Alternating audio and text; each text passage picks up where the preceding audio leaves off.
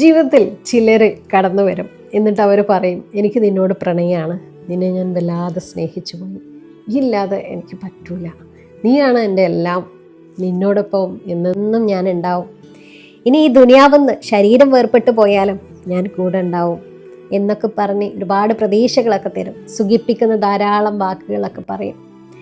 നമ്മളതൊക്കെ വിശ്വസിച്ച് നമ്മളെ പ്രതീക്ഷകൾ വളരും.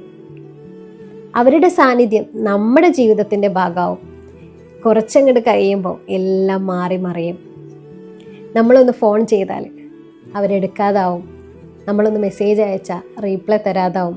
അവസാനം അവർ പറയും, ഞാൻ ബിസിയാണ്, എനിക്കൊരുപാട് പ്രശ്നങ്ങളുണ്ട് എന്നൊക്കെ പറഞ്ഞ് അവർ ഒഴിഞ്ഞു മാറും.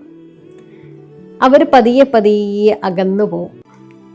ഒരു കാര്യം ഓർക്കുക, നമ്മളെ ജീവിതത്തിൽ പലരും കടന്നു വരും, ഒരുപാട് പ്രതീക്ഷകളൊക്കെ തരും.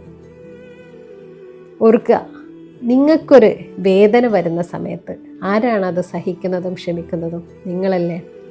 നിങ്ങളൊന്ന് കരഞ്ഞ കണ്ണീര് തുടക്കുന്നത് നിങ്ങളാണ്, നിങ്ങളൊന്ന് വീണ് കഴിഞ്ഞാൽ എഴുന്നേൽക്കുന്നത് നിങ്ങളാണ്. അതുകൊണ്ട് മറ്റുള്ളവരിൽ പ്രതീക്ഷ വെക്കരുത്, മറ്റുള്ളവരുടെ സാന്നിധ്യം ആഗ്രഹിക്കരുത്. നീ നിന്നെ സ്നേഹിക്കുക, നിന്നെ ചേർത്ത് വെക്കുക. കാരണം നിന്നോടൊപ്പം എന്നെന്നും നിലനിൽക്കുന്ന ഒരേ ഒരു മനുഷ്യൻ നീ മാത്രമാണ്.